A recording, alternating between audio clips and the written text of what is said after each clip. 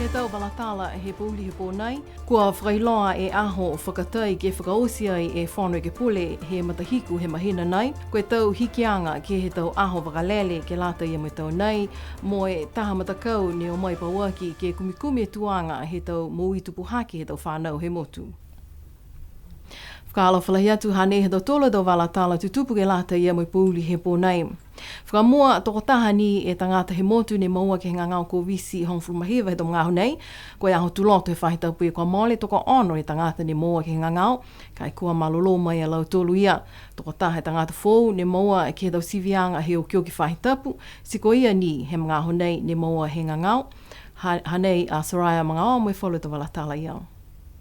Ka tai fitu se au me he ngofuru mataha tau tangata he motu ne ko maua he ngā ngau ko visi mai he ngaho ne hoko mai whakamua e ngā ngau ke he motu he mahina ha masi tau uafu me ua fulu kua mole. Mai he numela nei toko fitu se au me he ngofuru a lau tolu kua malolo mai he ngā ngau. Koe tau hata ki anga he whahinga hua malolo sino ke whakatu mau ke he tau pui anga tunga kua whawhakamahani ki ai he tau mahina me tau kua mole ke holoholo tau lima tui e tau pā ihu me tau pā ngutu ka watu ke tau toloanga tangata po ke tau poko whale. Ka kamata ke whakakisi e tau whakamailonga ke ngā ngau flu, whakaonga e tau CV rats ka whai ke tau kaina po ke watu ke whale ngā ngau ke tau se tau CV anga nei ke iloa mōli hawa tuanga. Ke he whānau ke pole he aho uafulu matolu he mahina whepuali ne whakakisi ai he hukui palimia he mga aho nā koe lilifu ka Crossley tātui e aho kua whakatai ki ai ke whakaosi e whānau ke pole ke hongfulu mawhitu aki. Hanei e taha wala he hana whakamatala anga. Fuafua ke aho uafulu mawalu ia masika ke kua hako nā kaila whai aho kua whakatoka pau aki po ke whailoanga mai he whakatawhānau official notice ke loa e tau tōru me hatu tōru tangata he motu e aho pawaki kua manaki ke vili. Ono ke he tau aho kua whakakise mai, pesi ni he nākai la whakakise ia e aho kua manako e whakatuwhano ke whakahoko e vili anga lahi he motu, ka e muitua ke he tohi whakawe, kua lata e vili anga lahi ke whakahoko ke he whahitapu mai he aho ka whakaosia e whano ke pole, mai nākai mō lea e ono e whahitapu mai he aho ia. Ke he whalo tau walatala, taha hoko taki whoki ne tuku atu ai ke he whānau ke pule he whānau ia e kua male. Koe hoko taki mai he komisi whale he whānau ke pule ne taki ai he ke pule mai he maanga ko waiea ko lilifu ko talaisi tama talaisi. Moa e BCN News e taha langaki he hoko taki nei mo ki sia whalua tau matakupu ko tuku atu ai ke lata mai loanga he tau lilifu e ke pule. Koe hoko taki ke he whānau ke pole, laulahi ni ke he taha pepa ne tuhia ai he whakatunu whānau he mahina Novema he tau kua mole. Ne whakahingoa ai koe halavaka ke he whānau ke pole, kua ngā hua mo e hakahakau. Ne tuku atu ai e hoko taki nei ke he taha whānauanga he komisi whale he mahina Tisama he tau kua mole. Kai whakakise mai he ke pule motu lilifu ko Terry Coe ke whakaholoanga News of the Week he lau taonga Niue he hawhaleile kua mole.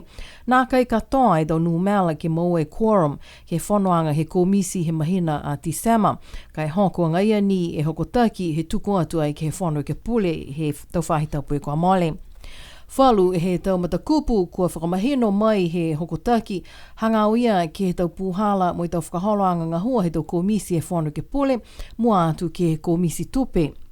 Taha he tau manatu ki loto he hokotaki ne pehe mai koe amamnakianga ke whakafou e tau puhala ngā hua he komisi haka tupe ke wina atu ke he iki pole kua leveki ke he whakamoleanga he tupe whakalata ke he matapatu ka kano he whasiwhasianga tupe ia, ke tū ki mua he komisi ke whakakise e tau whakatokaanga ke lata mo e whakamoleanga he tau tupe tunga kua whasiwhasi ki ai. Pese ia kua maeke i ki pule ke tamai hana tau ofisa ngā hua kua whiwhili lau tolu ke langmatai ke he tau whakatūtalanga nei. Ki loto foki he hokotaki nei e tau manako he komisi whale, kua lata ke whai komisi he whanu ke pule, ki anonu ai ke tau ngahua he tau pataanga whahinga hua he whakatu whanu, mo e tau state-owned enterprises, kai mai longa na toko ua fulu ni e ke pule. Taha manatu pulenga atu kua lata ke whakahui e tohi whakaholoanga whanu he whanu ke pule, ke he kamataanga he tau whanu ke pule fōu. Ko tohia ai ke hokotaki, kua amamanaki ke liu kise ke he tau whakaholoanga whono he whono ke pule ha Niue, ke he kamatanga he tau whono ke pule osi tolu e tau. Pe he hokotaki nei, kua lata ko moe tūtono hia he komisi whale, ke eke mo komisi ke he tau whakaholoanga ke whakahui e tohi whakaholoanga whono he whono ke pule. Ki sia foki ke he hokotaki nei e taha pulanga ke malikisi hake e tau totongi he tau e ke pule, ka watu ai ke tau whono komisi ke he taha seau e tau tāla, ke whakatai atu ke lau tolu e tau tutaki he tau Board of Directors he whakatu whono. Ua lai mena kua lata ke mai longa ki hokotaki nei, whakamua kua tātu he hokotaki ke he whono ke pule, ka nā kai ki sia e whakamolianga ke hingoa he takitaki he komisi ko lilifu ko talaisi tama talaisi. Mo i loa mai ai fōki he ke pule lilifu ko Terry Coe, nā kai hoko sia ke moua e quorum he whono he komisi he mahina ti sama. Mai longa fōki e mga hone tuku atu ai e hokotaki nei ke whono ke pule, he mahina nei ha mahina ha Februari, mo e kua amamnaki atu ke whakaosi e whono ke pule, ke hongfulu mawhitu aki he mahina nei ha masi, tō atu ai ke vilianga lahi he tau whahita pui mua. Taha e matakau ta he tau pulotu mahi motu ko New Zealand, ko lau tūru ko tau pulotu ke he tau momoi tupu hake tau whanau, ni o mai pauaki ai ke he motu e whahita pui kua mole, ke whakatū tāla mo e tau mamatua, mo e tau whanau kua kisia, nā kai hoko sia e mo i tupu hake halau tōru, ke tunga e whalua tau whanau he tau atu tau ia. Ko whenonga ke ua kia nei he matakau nei, ni o mai whakamua ai ke he motu he tau kua mole mo kisia whalua i tau whanau mo e tau mamatua, mai longa foki ke he potaanga whahinga hoa mai tau tangata ko malikisi hake, e numela he tau whanau ne kua kalau halau tūlo mo i tupu hake, ke whakatai atu ke whalua tau whanau. Whakamama mai he takitaki ulu whakatonu ko Gaylene Tasmania e whenonga he matakau nei. Ka kano oho nea mai hako matu takianga ke lata me tau lang matai nei ke lata me tau whanau. Ki se e mautoro he whahinga hua malolo sino mo e whahinga hua whakaako, kua hake whahanga numela tau whanau ha tau tōru, ka mata lo tōru he aonga whakamahani, pia whoki ni mai aonga tau whanau e kiki, nā kai malolo lahe lo tōru ke tau puhala whakaako tunga e whalu tam. Kai aila i loa mahina tau tōru koi hane pihi ai. Si koe mena e ne kumi atu e whahinga hua ke tau pulotu nei. Si whiawhia lahi au hako mena whirewea mua au mo lo tōru, ke lato mai tahe hako a tau tama, si whakatu tāla mea hanga au ke whalu tau langa mataianga, maikina a lau tōru ke au mai. Si mga ho nei, ko whakamoli toi ha mau tōru maweheanga mo lo tōru, koe au mai, koe whahinga hua ni ke tau tongi e no whaal wakaleri, mo e tona no whanga. Ka koe ei whai tau tongi ke lau tōru, mo e lau tōru tong mga ho ne whaki mai. Si lahi whiawhia hakoa, mai ke lau tōru ke ta mai whaki whalu tau tangata, mai he tau whahe ke heke. Nā kai mau paupo osi a lau tōru tau pulotu ke tau whahia, taha whaki ni e whai aonga ni a mamana ke lau tōru ke tau mai, kai nā kai mita ke tau mga ho nei, ona mo tō ke he mahina Iuni poko iulai, tō liliu mai alo tōru, mo e whai aonga ne whakaako ki he tō whanau, ka tamai whoki he whenonga ia. Tūtāla ia BCN News, mo e toko tōlu e tau mamatua ne whai tama, ne nāka i hoko sia e tupuanga ke tunga e tau whanau he atu tau ia. Ko Shanta he kau mai hana mga whaoa, ka mata ki sia e ia whai mana ne ke he mai he hana tama, a tamataani ulua ki he mga aho ne ua po ke tōlu e tau hana. Si ka mata kumilang matai atu ai ia. Mga honei whanau e he aonga tali mai he isi, hoko reo mone ki he ia 10. Si whiawhia ia ke whani aonga. Ui au whiawhia ia tala haua ia whiawhia ia ke whani aonga. Si whiawhano tu mau ai he aonga. Ke hana mui he whani aonga tōlai mita ke tō whaero Niue kia ia. Ila au ka mpameo nei hako mera kisaka tō tō Niue. Lewe ke ta mapatu e ni kisiki mbalaia. Koe valaia hako hane mana tei. Si tōlai tō tō ne tō whanau me whakia tō mau kia ia. Ke mga nei i loa ia ke tō tō, i loa ia ke lafi. Si ke tō mnea kia au, loto ki loa ia tō mena ia. Ka ua whanau tu whoki ka hake tō mena lafi. Hau ke tō mena ia hana ka whakaonga ka hau ki whafo ke he tō tōloang tangata. Moi ka whakaonga ia ke hana mui. Ka ui ia whono mongo, ke tō mena hana whakaako ke pokaonga uka haa ia, ai maama. Kai hakakau koa ia ka he lari, kai kisia ni ono atu ke tunga pe uka mo le falumena ke tama. Ko Angela mo Richard tuhipa kamata laua ke kumilang matai he lima tau e ko Molly mo pihea Richard ke whakamawhana ke tau mamatua taani ke kumilang matai ke kisia koe ka kisia koe ko whaimena po ke tuaha koe ko nākai hoko sia e tupu hakeanga he hawa tama kumi atu ki he whainga ho malolo sino mo i tau matakau he tau mamatua ke tūtala.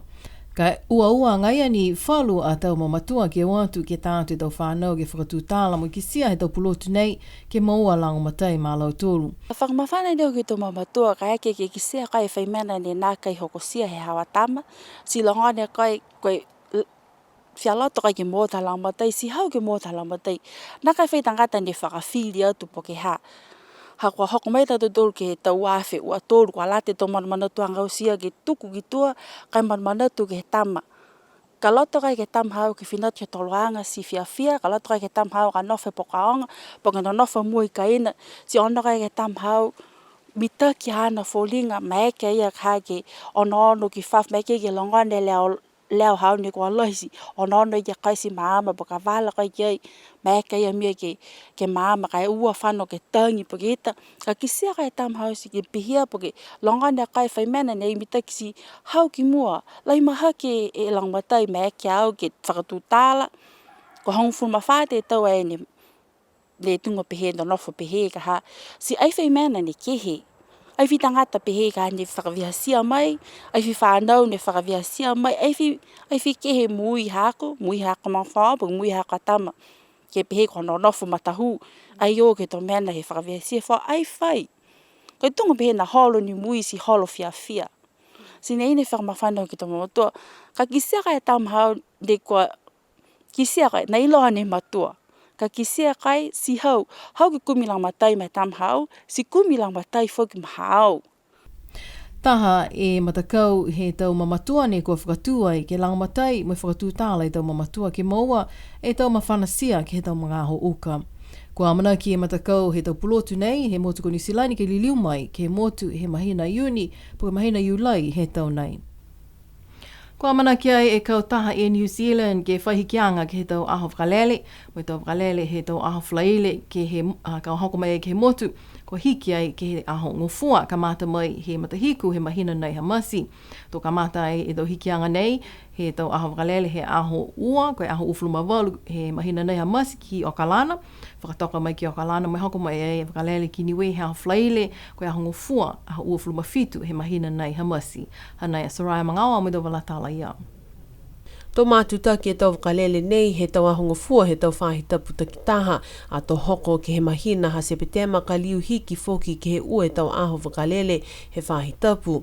Tō ka māta whakaholo e tau aho whakalele ke taki ua he whahitapu he aho whaiumu aho hongfluma ono he mahina ha sepetema mai Okalana mai hoko mai ki Niue he aho whalaile aho hongfluma lima ia sepetema.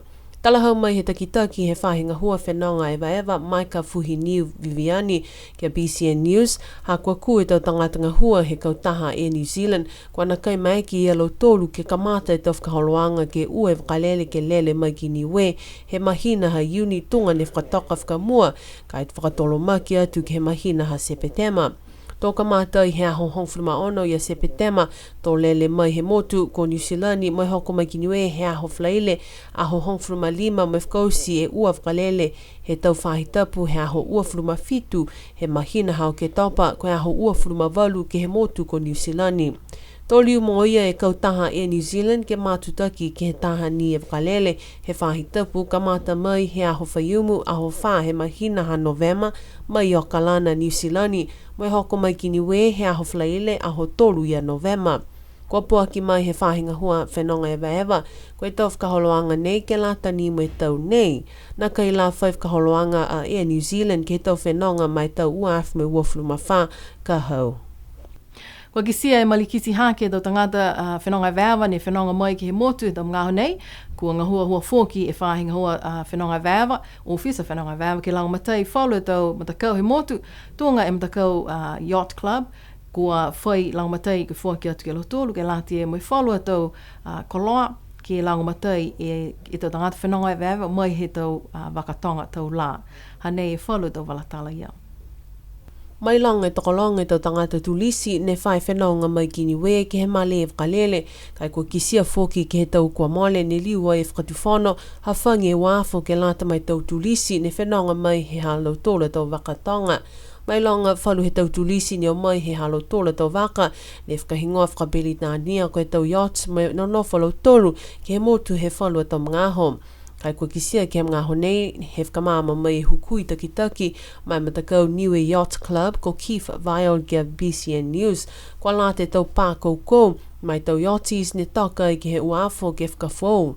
Whakau e ia ke whahinga hua whenonga e wewa ke he halo tola tau langmatai mai matakau kua maeke ke whua ke ange whalua tau tupe langmatai ke he matanga hua nei kua lata ke tause. Kua whakamoli mai he taki he whahinga hua whenonga e wewa mai ka Fuhiniu Viviani kia BCN News koe tau tupe langmatai nei kua whakamau ke langmatai aki mai whakawhou e pākoukou he wāwho ke lata mai tau tulisi ne whenonga mai he tau yacht ke he motu. Pehe mai a mai ka Fuhiniu ha kua liu tua e tau walatahi he motu ke hawhangi ngā hua whakala he whahinga hua whenonga e wewa ke whakahangahanga mitaki e tau matakawi ne kua tause ke lata mai tau tulisi ne puhala whenonga mai ki Niue he tahi. Ke e whakaosia ki ha tau tolu a tau walatala tutupu ke lata e me pūli he pōnai tuku atu e tau ui whakamanuena ke he tau whānau whiwhine mo e tau matua whiwhine o si he motu ha koe whakamanatuanga he aho he tau whiwhine larulangi a pongi aho walu he mahina hamasi. Ke manuena e whakamanatuanga he aho he tau whiwhine mo e manuena whoki e pō, nono wha.